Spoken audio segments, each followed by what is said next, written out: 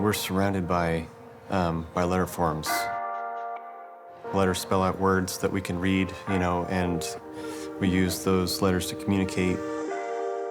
The way that a letter or a word looks visually has a lot to do with our perception of what the thing is actually saying.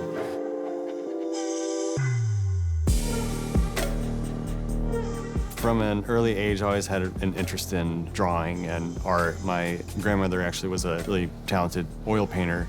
Really, making art, drawing, and music actually came really naturally, and I really enjoyed the process of improving and could see myself getting better. So that kind of carried me to college, where I was actually a music major. Then I switched to art, which basically turned into graphic design. Every year you get older, the realization of I have to make money sort of solidifies more and more.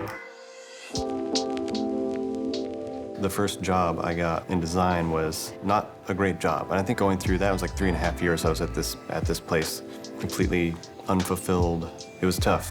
It's like rubber meets the road. Well, how are we gonna make this work?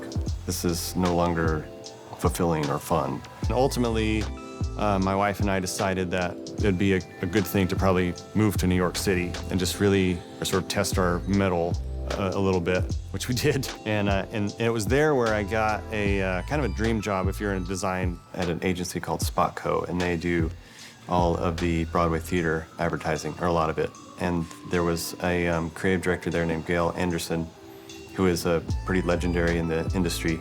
So working with Gail, I started learning things about letter forms and lettering and typefaces that just really excited me, that you could use letter forms as an image.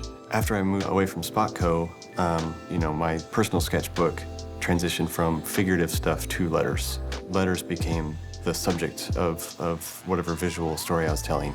The same way that art and then music and then graphic design, typography became this new obsession.